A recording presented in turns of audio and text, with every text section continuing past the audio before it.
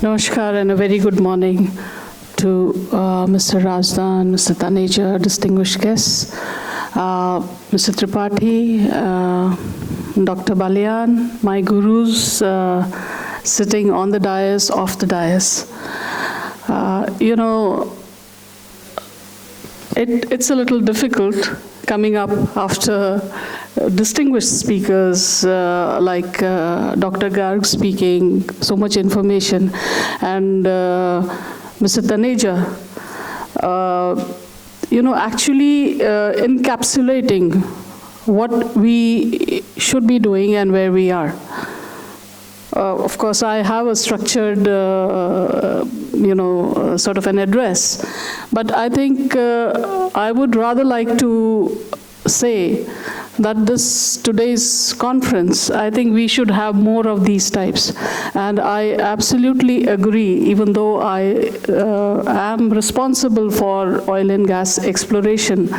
But I think the grooming of the exploration fraternity within ONGC, it is so wide and so integrated that we understand what all, not only the processes, but I think what all natural resources the Mother Earth can give us. And today, in this age of people talking about, very set languages, lot of terminologies, transition, AI, then digital analytics, I think I'm proud to say that we already were actually living it or actually working through it in ONGC, because that was the way it was. And every bit of information was always welcomed and analyzed. When we talk about exploration, and we are 7 disciplines within exploration. It is not only geology or geophysics, it is petrophysics, it is rock physics, it is reservoir, it is geochemistry, it is programming and data analytics, databases, and of course the entire thing, there is a small stream of biostratigraphers. Also people in that initial space when they used to prepare the information in a visual manner through maps and all. So I think exploration is that, and I think that is why we feel more responsible, and that is why I think we also feel more capable of actually taking on this challenge of transition, because we understand what it is. Today, coal, yes, we have been, aware of the coal being there. Of course, coal industry, as the numbers and the figures which were cited by Dr. Garg as well as Mr. Taneja, very impressive. And I am a very firm believer that we should be actually identifying, extracting, and utilizing each and every molecule of energy, no matter where it comes from. For a country like India, it is strategic. And again, the numbers, oil and gas, it, we cater to a small portion of the requirement of energy, and most of it, is I would say, like 89% oil and 16% gas, this is being 56% is being imported. I think it becomes strategic for an E&P company like ONGC to actually keep on discovering, keep on exploring. And people talk of storage, of oil and gas. In India, along with, of course, having the responsibility of exploring the 5 lakh square kilometers of the sedimentary areas out of the 3.36 million square kilometers, which has been given to us, and, no-go areas being free. But along with it, I think we are also one of the companies, I would say, of course, the oil and gas sector, which has been doing R&D, not only now when people are talking about it, we have been doing projects or doing R&D level activities right from the 80s. And correct me if I'm wrong, I think even in the 80s, we were talking of underground coal gasification projects. We are aware there is a lot of coal which is not economically viable in the conventional way. So there were people who were doing that kind of a thinking. Today, of course, CBM is one of our producing assets. In Bokaro and Raniganj, we have taken acreages. So the requirement of coal remains. I'll come to the sustainable or the, the green part later on. So similarly, like in the offshore, when we are talking about, it is, I think, only ONGC which has ventured into the ultra-deep waters. No other company has. Of course, we have been trying to take in partners of international repute to improve on our understanding and, but in case they had hesitancy on their part, I will just cite you one example. We'd been having this joint technical studies for the Eastern Offshore with Exxon, Chevron, and others, and of course they have their cutoffs or the threshold economic limits a little higher, obviously. So there was a time when in Kaveri, and again this is the area which touches upon demonizing oil and gas. If we see, Tamil Nadu is one space. From 2018, literally, we have not been able to do surveys. We have not been able to do any exploratory drilling. We have not been granted licenses. And so Kaveri Basin or the Kaveri project, it's almost was on a standstill by the end of 22.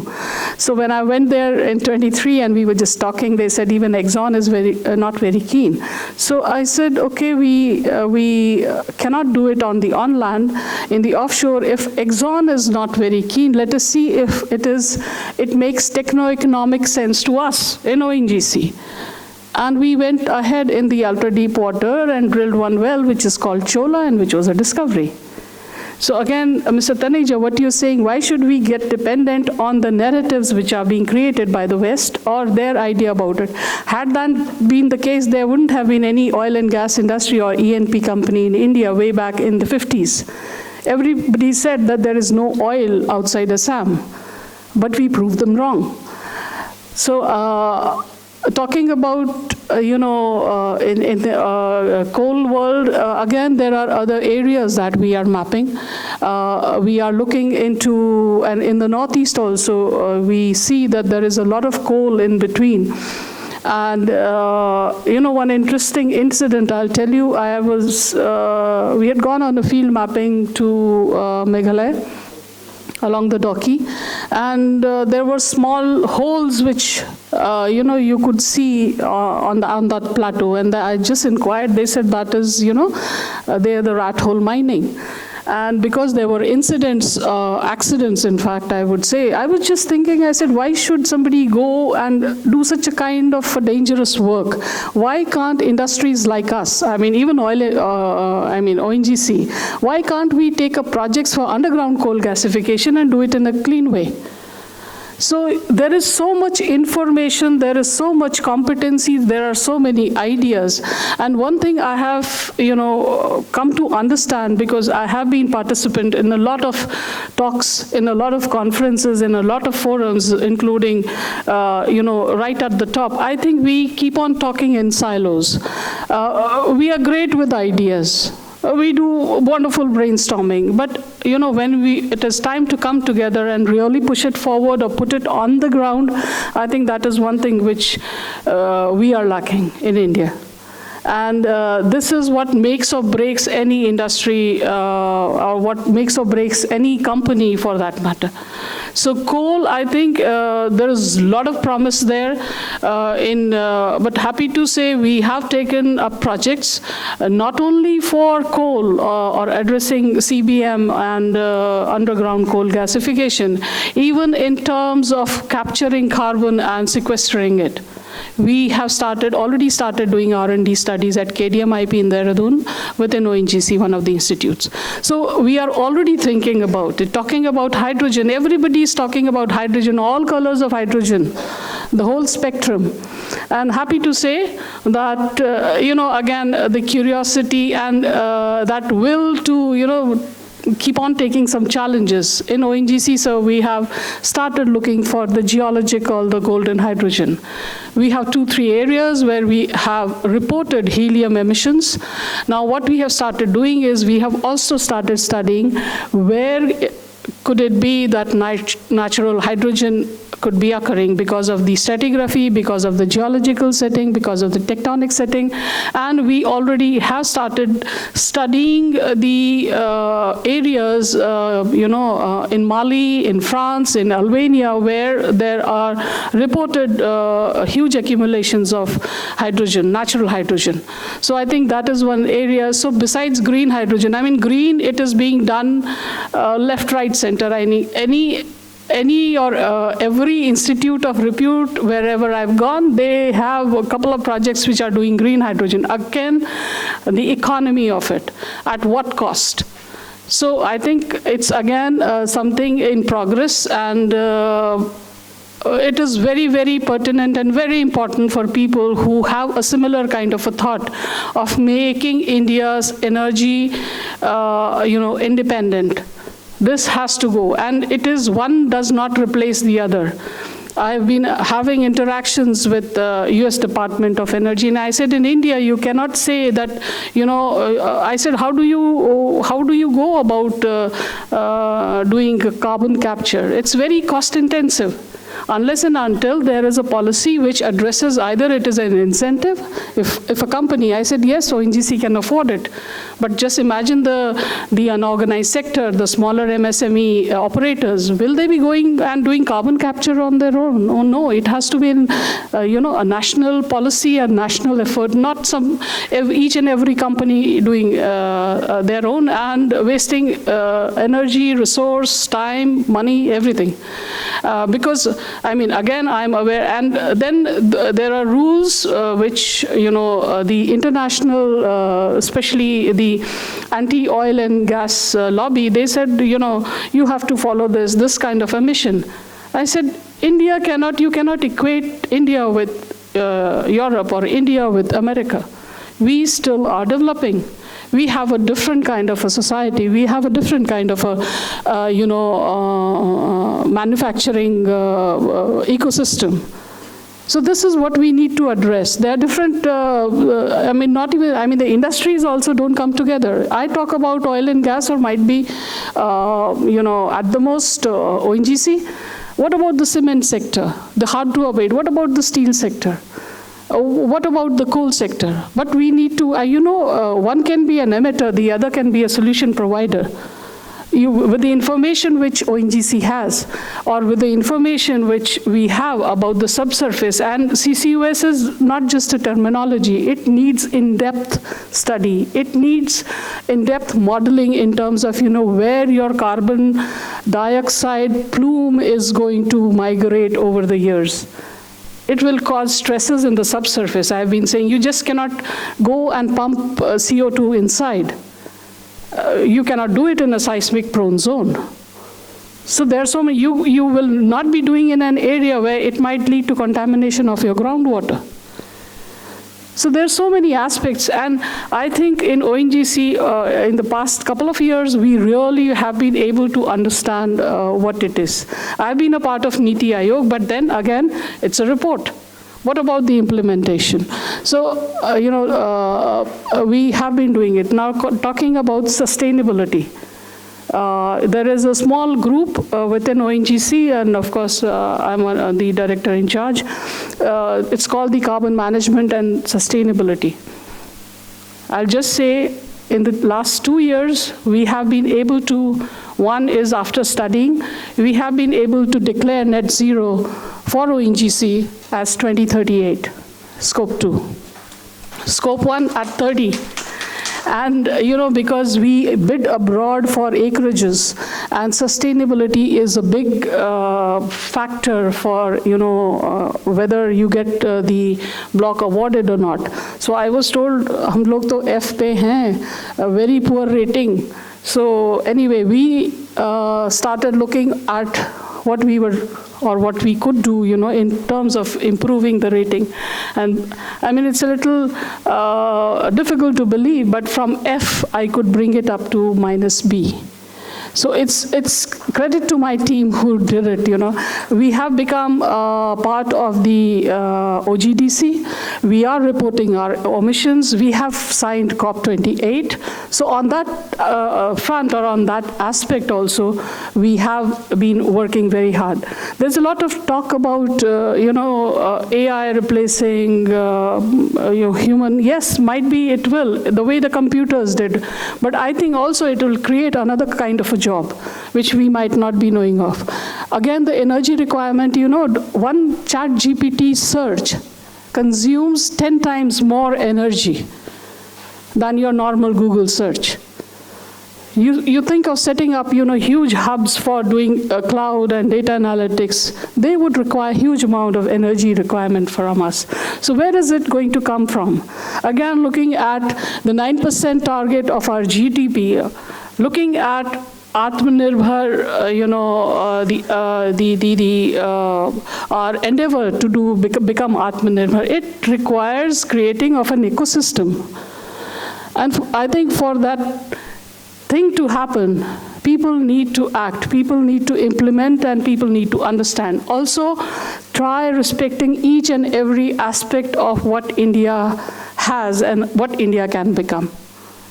So I think I keep on telling it is more a responsibility on the people who are in positions of influence, position of pushing forward, that we should congregate more. We should bring forth, and I absolutely adhere to the idea of Mr. Taneja, that there has to be a national energy, policy. I mean, I wouldn't say policy in terms of just putting it in a text form somewhere, but actually making each and every thing a part of it, the entire ecosystem. Another thing I'm very passionate about is the connect between the industry and the academia. I think this is something which we have been really pushing within ONGC with, differing kind of, I would say, effort and attention. But I mean, the academia needs to understand what the problems of the industry are. And in the, again, I'm a member of many, societies and these academia groups. But you have to come to us and understand what our problem is, where we actually need, groundbreaking research. Today, if you go, everybody's talking about doing some project in green hydrogen.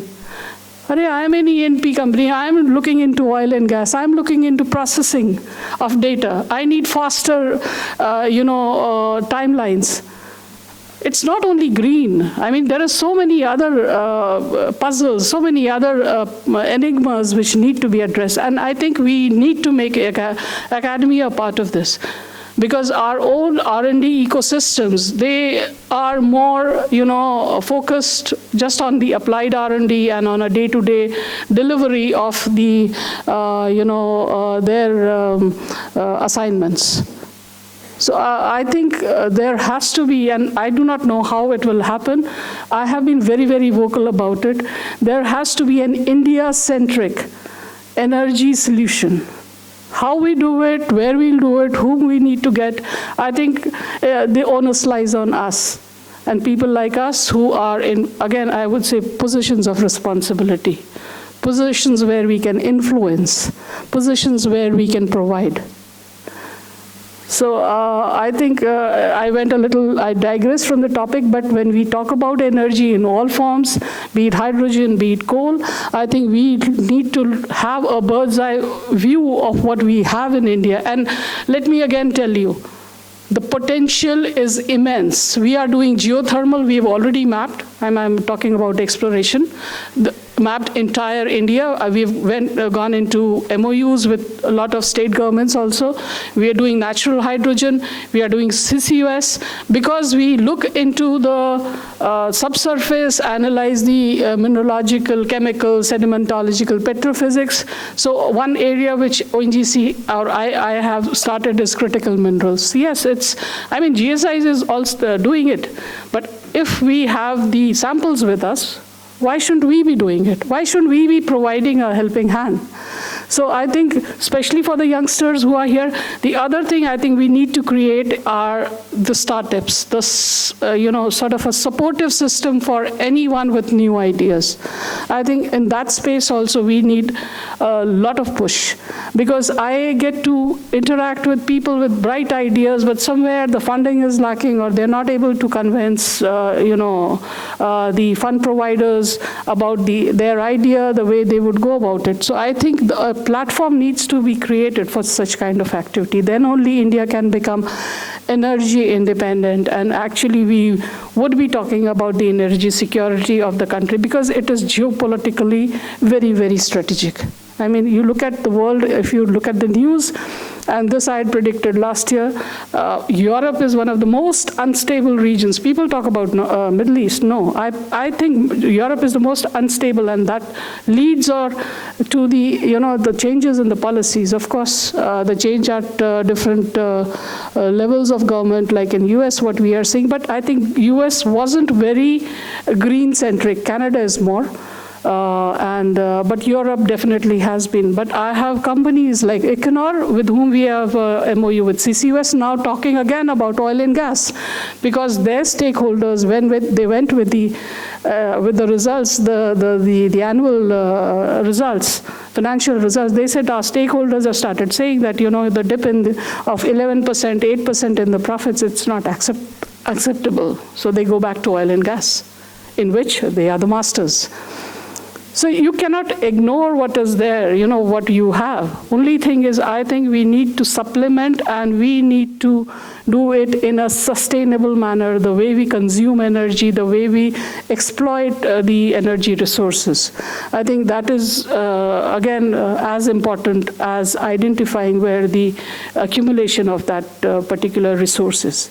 And I think, again, events like this, thinking like this, deliberations in such kind of events, it's very, very important. So once again, thank you for having me here. And I'm really joyed to hear so many thoughts which are of similar kind, resonate with the same kind of purpose. And I think people over here who really want to contribute, we should get together. So thank you so very much.